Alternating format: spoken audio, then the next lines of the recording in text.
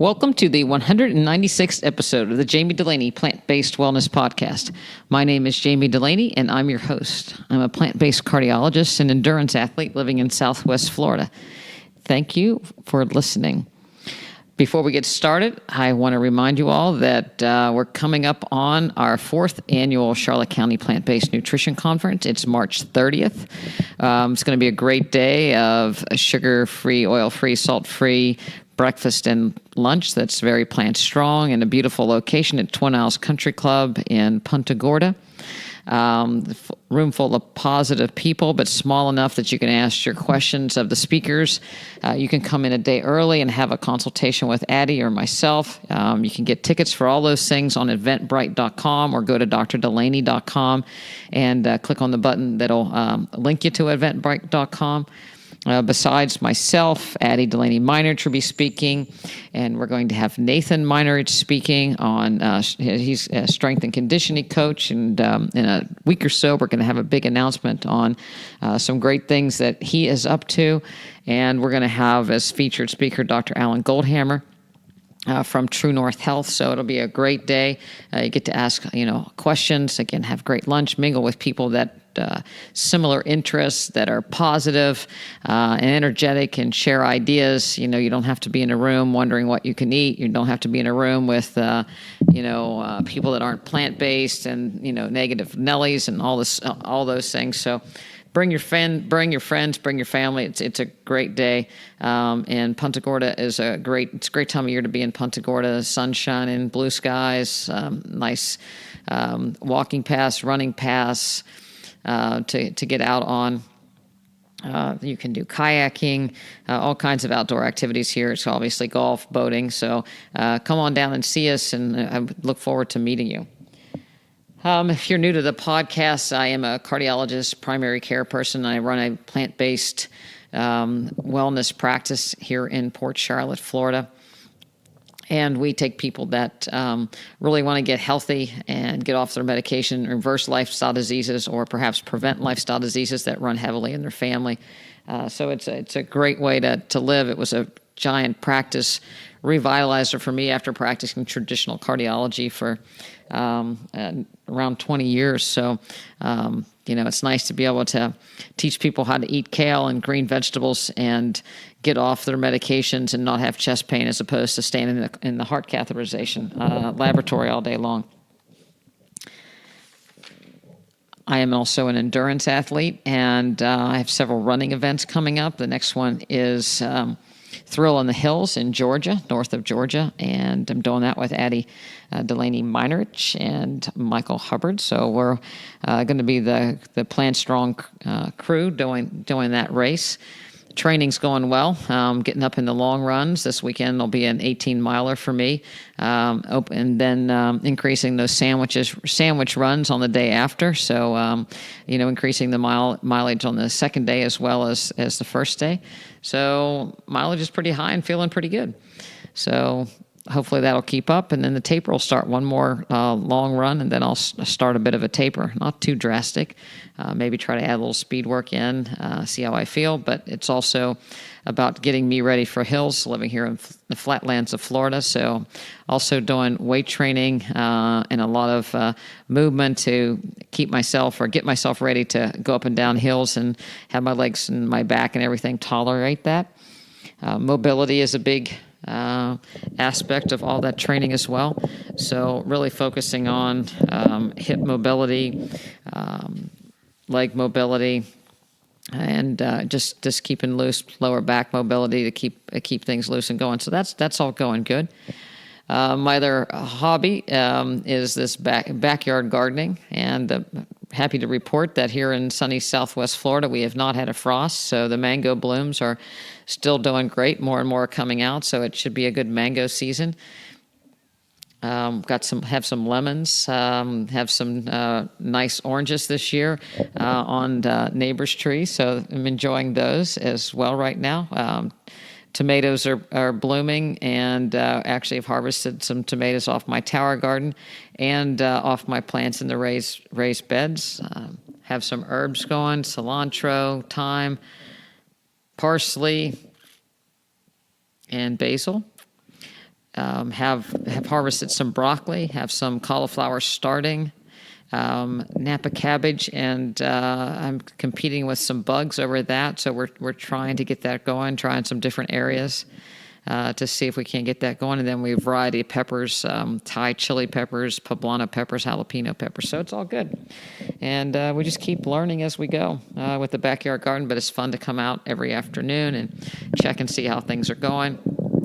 Play a little frisbee with the dogs and check on the garden and watch things grow. So here in Port Charlotte, we have 3 nutrition classes in my office. We have a level 1, level 2, and level 3. And in our level 2 and 3 classes, we have been doing menu planning. So the group is advanced enough. Most people are completely plant-based. And most people are doing a fair amount of cooking, especially, 100% of people in level 3 are completely plant-based and oil-free and salt-free and, for the most part, sugar-free. And level 2 is probably 80% plant-based. And then we have a level 1 class that are new. And so level 2, this week, we decided to menu plan because sometimes when people fall off the plant-based wagon, they say they're bored or run out of ideas. So I thought we'd do a full week's menu so they would, have something to go on, keep it in their back pocket. So if they have a day that they don't know what they're going to have, they can pull this menu out or part of it out and build upon it. So we came up with 7 dinners. On Monday, we did a fiesta bean soup and a side salad. And on Tuesday, there was a sweet potato apple casserole with sides of greens as well as beans. So that was good. An Irish stew on Wednesday. And I'll have a story about that in a little bit later, but obviously it's an Irish stew without any meat, carrots, cabbage, onions, butter beans, potatoes, celery. Thursday, carrot fritters with greens, pinto beans, portobello mushrooms, and we did a butternut squash soup and red lentils and a salad for Friday. Saturday was plant-based pizza without cheese, of course, and Sunday was a baked potato with mushroom gravy and a side of greens. So we did that menu, and we wrote the recipes all out and shopping lists so everybody could have that. That's a member of the practice. So that was a lot of fun. Everybody contributed, and it worked out really well. Interestingly, I went to a health fair at a local gym. And we took recipes that we have in the practice to give as a gift or a handout. And one lady came up, and it was she came up and she looked at the ingredients and she says, "Irish stew, there should be lamb in that," and didn't quite understand the plant-based nature of it. And then another lady came up and she read through the ingredients, and her husband was standing behind her. Nobody really wanted to come up to our booth. They really were shy about coming up to, plant-based nutrition table. But they look at the recipes, and it's like, oh, my husband would never eat that. But in reality of it is, you could tell that no, they actually would never really eat it. And it wasn't, when I say it was a health fair, it was a gym that was an attempt to have some health fair. To me, there wasn't, I didn't see much in the way of health there. There was a body sculpting booth where they freeze your fat, so to speak. I'm not sure, do a little bit of aesthetics on the outside while the inside rots. Wasn't very impressed. I didn't go over and talk to them. There was also a B12 injections booth, so you could get things cured by getting, B12 injections. And it was kind of fun to watch. People would come in if somebody had gimmicks. There was actually a chiropractor that was giving out thin mints, and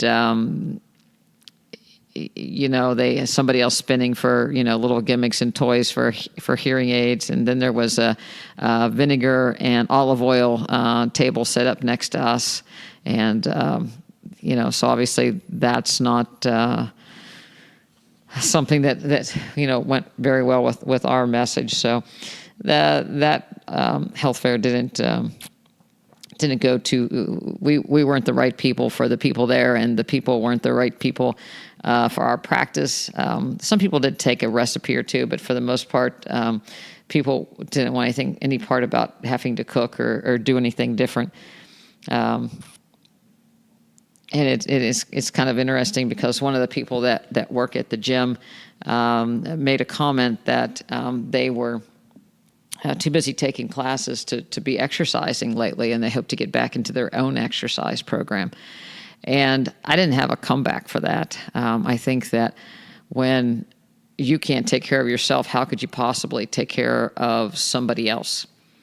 And if you're not mindful of your own health, then you can't be mindful of other people's health. So, you have to get your own house in order first before you start, looking after helping other people get their house in order. So it was quite an interesting afternoon of observations. This is the time of year for everybody to get healthy. New Year's resolution, knock off a few pounds. Of course, a lot of people want to do it as quickly as they possibly can. And, we know that doesn't last. People look to New Year's resolution and getting weight off as some sort of punishment for having enjoyed themselves too much from Thanksgiving to Christmas. So they start this yo-yo effect where they're going to cleanse, or they're going to eat clean, or they're going to fast, or water fast, or fruit fast, or juice fast. And they're just, using it as a means so they can eat what they want in between, as long as the scale says what they want. It doesn't matter how you get there. And we all know that, that's really not the way to become healthy or reverse disease. It's more of a marathon than it is a sprint. You can get a lot of, short-term positive gains, but as far as reducing your risk for lifestyle diseases, it's not something that you do for a couple weeks and it's over. It's your lifestyle. So it's interesting to see the panic in people in January, and and the quick fixes that people offer. Whether it's freeze your fat, or go to the gym and kind of go through the motions with some of these. The machines, so you go through and you get a trainer and they take you through the machines. Then they don't want people to get too sore too quick. So, it's same old thing.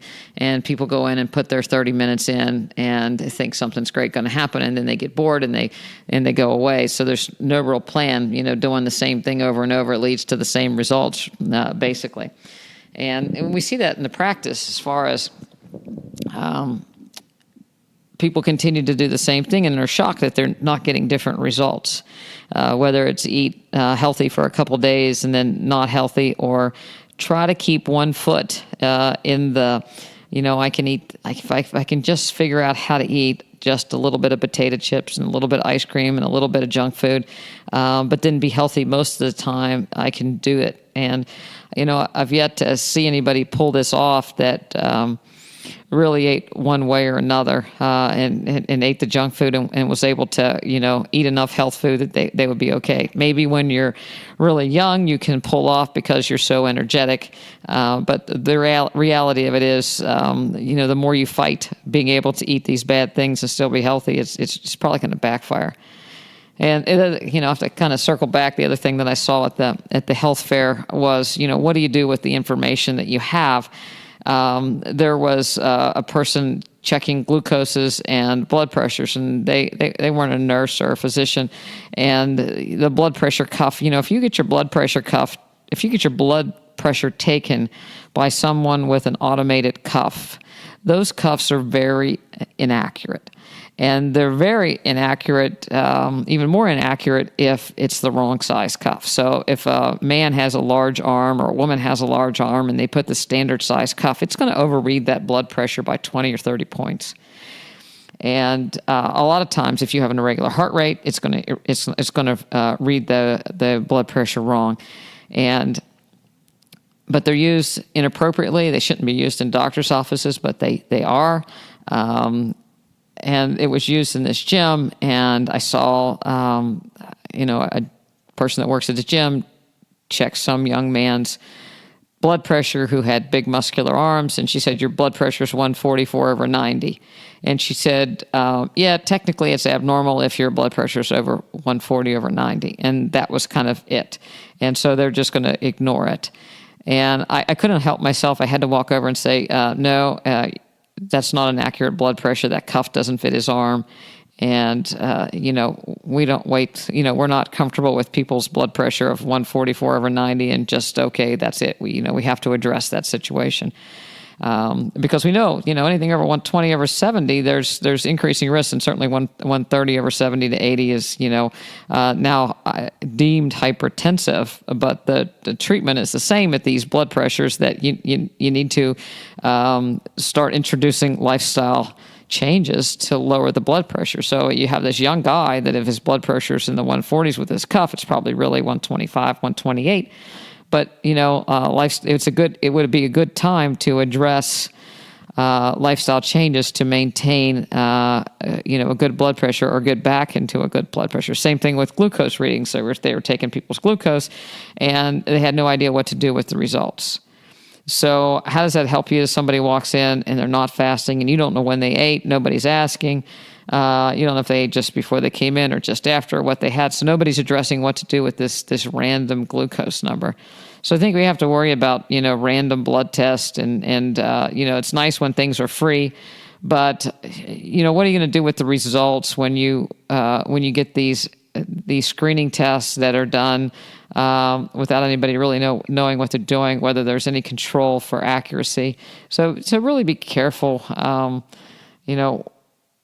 what you let people that don't have any healthcare training do to you, and the accuracy of their equipment. It can lead to a whole lot of confusion. And what are you going to do with the results? I suppose if it was be enough to jar somebody into starting to eat more healthy, or starting to look at their sodium intake, that would be great. But for the majority of people, they just ignore the number and go on. In our level 1 class, this time we have a whole new group of people, and it's a real pleasure we were there, I think, well over an hour and a half. And I went longer than I usually try to keep it, just a little over an hour, but everybody was so interested and attentive and had questions that it was such a good session. I didn't really want to stop until we had a lot of things covered, and that I felt comfortable getting people comfortable, because when you decide to change your diet and become plant-based, all of a sudden there are all these rules of eating. There's a couple young families in the class, and so they grew up eating a certain way. Some of them eating very poorly, and suffering health consequences at young ages. But nevertheless, now they want to change, and so what's the appropriate speed to make this change? If you were eating burgers and pizza and Twinkies, and then you want to go to sugar-free, salt-free, oil-free, whole food, plant-based, how do you do that and sustain it? And how much pressure is that on somebody that's never cooked or been around anybody that cooked to be able to do this? And then all of a sudden there are all these rules when you look at the books, as far as you can't have this, you can't have that, and it becomes so frustrating that people want to quit, or they're just tired of failing all the time. Despite what they're doing, or how to get food on the table, how to stay full. One of the women in the group, she said, my husband is going to be really supportive. I made this bok choy salad, bok choy, pomegranates, mandarin oranges, and sliced almonds, and with a lemon juice dressing. And it's like, well, is this for a side or is this for a main meal? Because my husband's never going to stay full if I serve this for dinner. And it's of course not. And I think that's where people fail, that, all of a sudden they're going to just have a salad. And while that bok choy had plenty of nitric oxide producing greens, and vitamin C and phytonutrients with the pomegranates, and a lot of fiber, and some omega-3s, and anti-cancer fighting properties with a lemon and lemon juice, it still's not going to keep people full as for a dinner, unless they, eat, a couple pounds of it. So you have to know that you got to add something else and how to make this a complete meal. But it can be so overwhelming at first. It's like, no, this is, this is a side. We give people handouts as far as pick one from each category, as far as greens, starch, or grain, whole grain, and then other vegetables. But it's a lot to learn, and there are a lot of rules. And, again, going from no rules to pretty strict rules, if you do whole food, plant-based, it can be a little overwhelming. So that's where we are, to try to help people and to educate them, what you can cook, how to get things on the table, especially if it's you're under the fire and you need to get some food on the table quickly, and just to transition, get breakfast down, get your lunches down, how to help kids get, some more fruit into their diet. One of the people were, sometimes people can't lose weight on a plant-based diet, and it turns out that they're doing a lot of smoothies that can be really calorie dense. People have heard that there's omega-3s in nuts, so they start putting a bunch of nuts in the blender or nut butter in the blender because they think they've got to get their protein. They start doing hummus for lunch that's store-bought that contains a lot of oil, and their weight stays up because, when you smash things and there's oil in it, it's very calorie dense. So, and of course, everybody's worried about not getting enough protein, not getting enough of what they actually need. And, it goes one of two ways. Either they watch their portions so they're not getting full, or they start adding all this calorie dense stuff so that they get too many calories, too much oil, and don't end up, getting any weight off despite wanting to, or even gaining weight. And I certainly don't want the message being, an hour and 15 minutes of what you can't do. I want it to be what you can do. And I think that's why the menu planning was so good, to see that there was, a variety of foods and everything was different. There wasn't one vegetable that was repeated for the 5-day menu. And even in the level 1 class, you start with the basics, as far as look to see if you're having a grain or you're having a starch, and don't worry about the portion size. Get the potato, get things that you like on the baked potato. Make sure you're getting enough greens, make sure you're getting enough grains. You can microwave things. Things are allowed. You can transition foods, with young kids. If you have to use some tofu crumbles or some, Gardein products to have a little bit of, a non-animal protein nugget, then I think that's perfectly fine, as long as you're working to get the other things, to have those other vegetables in there. Somebody asked me about popcorn, and, popcorn doesn't have much in the way of nutrients. It's a snack food. It's something that people eat mindlessly. And if somebody's overweight, or somebody has diabetes, or somebody has trouble with portion control, then popcorn can end up adding a lot of calories to a diet. On the other hand, if somebody is very, very active and they're just having some popcorn in the evening and they control the amount of it, it's not a problem. But you have to take into account, what you're going to use it for. You might, my diabetics or my heart failure patients would be much better served with getting an extra dose of, greens in the evening. So snacking on cauliflower and cabbage with a little mustard is a much better choice than popcorn. Again, the diabetics, color and variety and fiber is really, really crucial. So making sure that people are getting the 4 to 5 cups of greens in each day. When we went to the health fair, I worked, we had to actually add a couple patients on. And so we were running a little bit late, and I had a bag I brought my lunch, and I had some soup, and I had a bag of kale. And, I didn't have that much time to eat it, so I stuck it in the microwave, and I stuck that whole bag of kale, obviously in a glass dish, not in the plastic bag. I stuck it in the microwave with some nutritional yeast. It was probably 3 cups of kale chopped up. And it just fit nicely in a little bowl, and I ate that with my soup and had some quinoa and fruit for dessert, and it was a great and quick lunch. So just kind of knowing that you can get things on the table pretty quickly, and knowing that I wanted to have my greens at each of the meals. I wanted to have some sort of grain, and and I wanted to have my fruit at each meal. So if you kind of get the basics, and it's just becoming comfortable with it. Today we menu planned again for the level 3 class, and the menus were fabulous. I would send these menus to, or these entrees to any vegan restaurant, and they would be a wonderful selection. There was a tempeh dish with beans and collards and beets, and there was a polenta stack, and a butternut squash and red pear bake with a beet and bean salad. There was a green soup. There was a casserole with green beans and potatoes and zucchini and peppers, as well as a kale salad. There was a stuffed cabbage dish. There was a mushroom walnut burger. So, it was fabulous foods that would be great at any restaurant that the class came up with.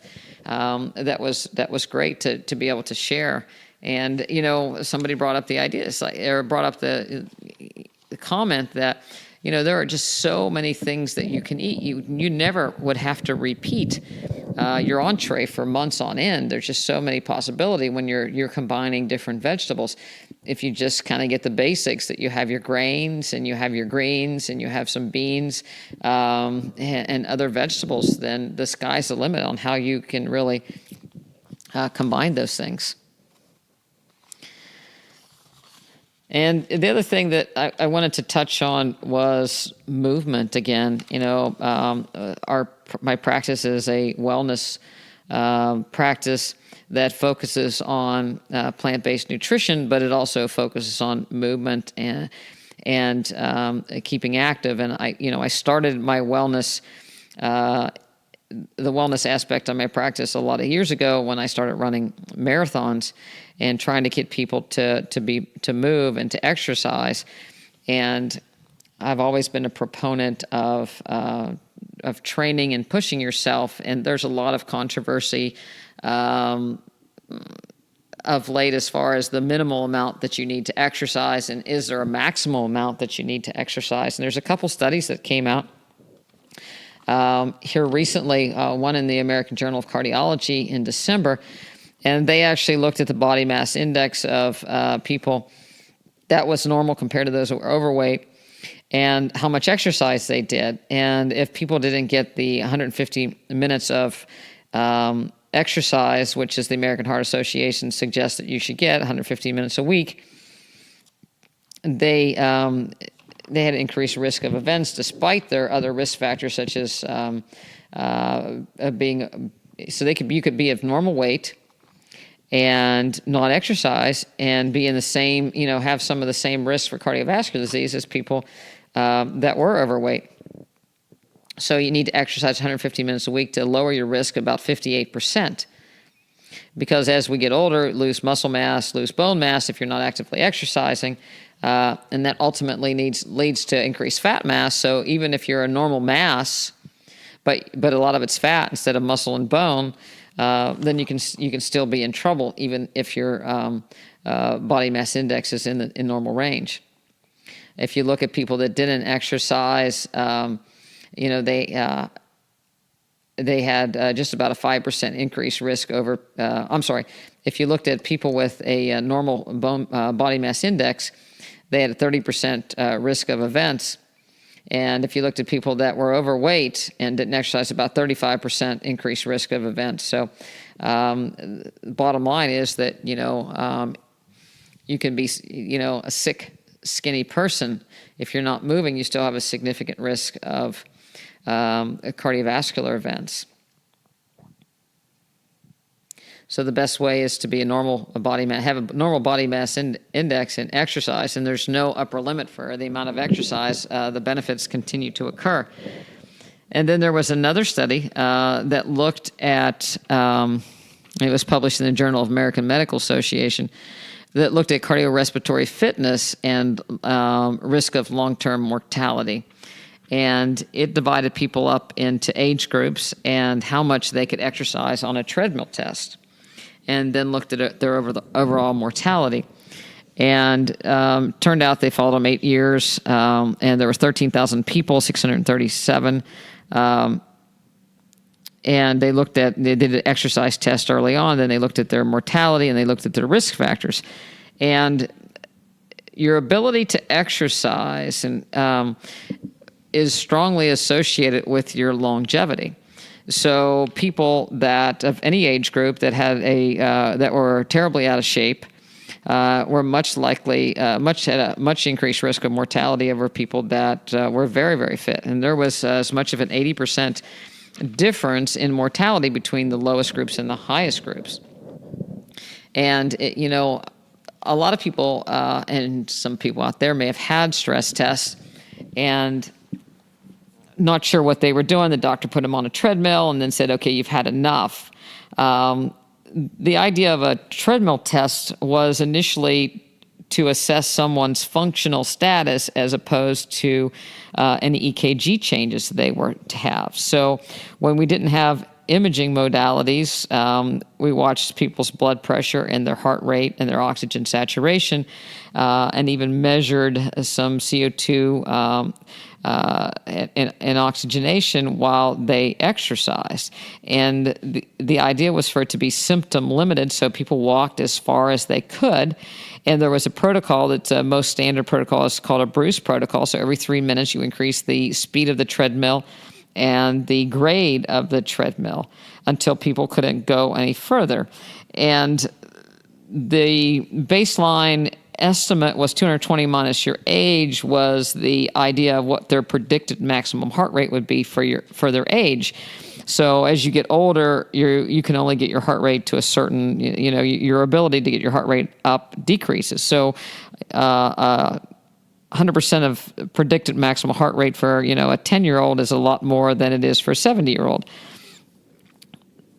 But then we started having, and the idea to increase the grade and the speed, it was standardized so we could tell someone's exertional capacity. So if you were to exercise 3 METs of exertion, it's the equivalent of making your bed. If you could do 10 METs, it was the equivalent of shoveling snow. So if you put somebody on the treadmill and they could go 10 minutes, which was just a little over 10, 11 METs, then they were safe and they had an excellent prognosis in general. And those people could go out and do things such as dig ditches and shovel snow without a significant risk. And the longer you could go, the better the better fit that you were. And we also could see how quickly your heart rate would go up when you started to get on when you started to exercise. So if you first got on the treadmill and in a couple minutes your heart rate went up really fast, then that was a sign of deconditioning. And so we could give people exercise prescriptions so that they could go and they could train. And sometimes after cardiac rehab, they would repeat the stress test and see if they got better. Well, when nuclear imaging started to come, it was determined that you could, the nuclear material was taken up once the heart rate got about 85% of the estimated predicted maximum heart rate, then you could stop the treadmill test early because that would give you enough to get a good perfusion study. Well, we started looking at these pictures, but we forgot about all this great information that you could get from having people go as long as they possibly could on a treadmill test. And so when the imagings, sometimes they were kind of borderline positive or not quite positive, not quite negative, or suggestive of something. Then, what do you do with that information? If somebody had exercised, 12 minutes, and so that was a great functional capacity, and they didn't have any chest pain, but their nuclear imaging was a little bit borderline, well, maybe it was a false positive. So you could take that into account. But when people started stopping when people began stopping the treadmill at 85% and not taking people till they were, they couldn't go any further, then you have this, well, I could have gone further, but the technician or the doctor stopped the treadmill test. I didn't have any chest pain, but I really wasn't pushed that far. But yet these tests were equivocal. So they ended up getting another invasive procedure, a heart catheterization. And sometimes these heart catheterizations would find blockages that were 60, 70%. Then people would get a stent for having absolutely no symptoms whatsoever. So it's really important that we go back and look at all this extra information that we can get.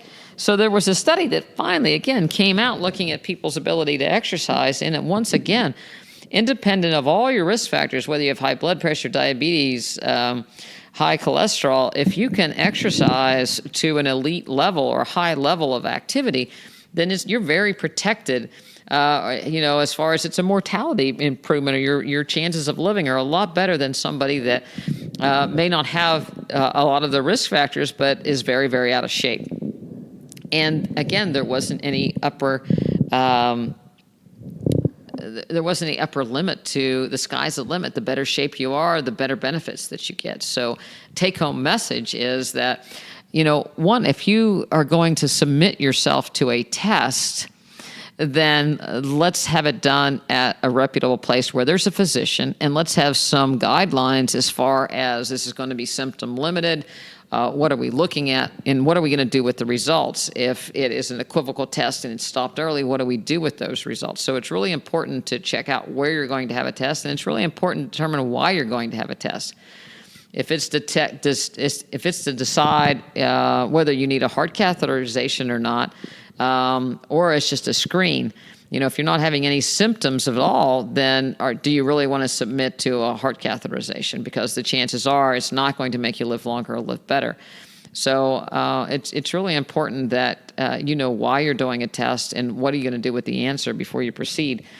But beyond that, it's extremely important to not just say what's the minimum amount I need to exercise, but what is the most physically fit I can get. How can I increase my fitness? And I got to tell you, you can do it at any age. We have a patient in our practice, so proud of her that she's went from having a bypass and a valve replacement, and she's now walking on the treadmill. When I first met her, she was having trouble passing out and using a walker, and now she's walking on the treadmill and going on vacation and doing quite well. So well into her 80s, you can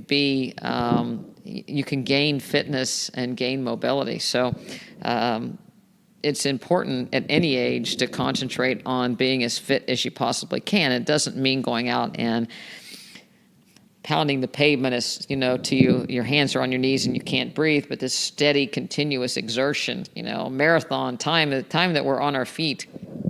It doesn't have to be a higher heart rate, a continuous pace, but you want your heart rate up a little bit and you want a continuous. And it is good to train with a heart rate monitor when you get older, so that you can not train too high of a heart rate, but just keep this steady exertion that even Dr. Mark Kugazella and I talked about, that you just become so cardiovascular fit and your muscles are so much more likely to utilize energy and oxygen so much more efficiently. And now we know you also have an increased longevity associated with being fit despite your other risk factors. So the take-home message is, get out and move and train in any level, in any age. Measure yourself against yourself and try to get more fit. And so that, to me, is a good resolution for this January, is to try to improve your fitness, but one step at a time, not being extremely aggressive. That you've got to do it all now. Make it, over the course of the year, you want to increase your walk time or your duration, so you let your whole body come and become in shape together. And the last thing, I'll look at the level 1 nutrition class, and we talked about the continuum of eating. If you're starting to Twinkies and you're trying to head to kale, you got to worry about this. Worry about the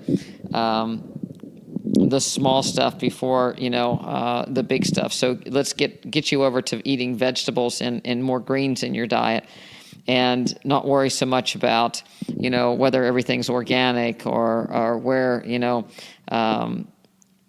where to buy things, or if there's transition foods, or if there's a few nuts here and there, especially when people are starting out.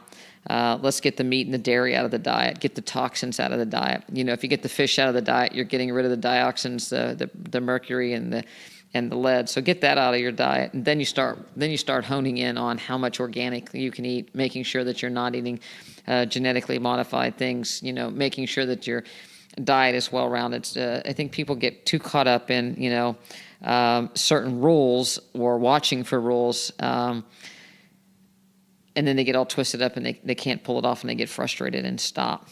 On the other hand, when you know better, and you want to, take it to the next level, then you have to start being more mindful. Walking into a room full of cookies that are from a bakery, you know that there's going to be eggs and butter in there, and those aren't an option for you. So you're looking for eggs and things. So you're starting to be more mindful about what things are in. And if you're trying to lose weight, then you avoid, excessive sugars, excessive fats, processed foods. But eating plant-based, the weight falls off of you very slowly and naturally. And if it's not, then chances are there's a lot of condiments that have calories, a lot of pastas, a lot of bread, or there's a lot of oils and nut butters. So again, you start being more mindful. Get plant-based first, and then work your way into it for most people. On the other hand, if you're very, very ill and you have chest pain and you're trying to, or you have a really bad heart and you're trying to get things under control, then you really need to work with someone that can help you be sugar, oil, salt free and get your greens and get the most nutrients in the most nutrient dense diets that's able to look at your blood work and focus in on what you need to focus, whether it's inflammation, anemia, liver function. So, you need somebody that's in tune to that. So it's not all one for everybody. It's not a cookbook. It's meeting people where they are and adjusting their diet accordingly, and not having people become too frustrated in all the no's, but supporting them through the yeses, and but again, providing enough education that people can make transitions that are meaningful. So if you'd like to learn about our practice more, please email me at jami@drdulaney.com. It's JAMI at drdulaney.com. The website is drdulaney.com, all spelled out, DOCTOR. Please check it out. Please come to see us at our conference, 4th Annual Charlotte County Plant-Based Nutrition Conference. I'd love to meet you, but I'd certainly love to work with you wherever you are to help you get off your medications and to help you become more healthy and to meet you where you are. And our aim is for people to be successful. I'm not in it for the yo-yo. I'm in it for the lifelong benefits that people get when they understand and they learn how to take back their health and do things in increments that keeps them moving forward, not yo-yoing backwards and forwards. So I hope some of that was of good help. I hope you're encouraged to go exercise. I've got an 18-mile run in the morning. I hope it goes well. I'm not worried about how fast I do it. I just want to get it done and get it done feeling well and keep moving forward and enjoying the weather and enjoying being outside. So I hope you get your activity in outside and make a plan to be as healthy as you can for January. And until then, I'll speak with you next week.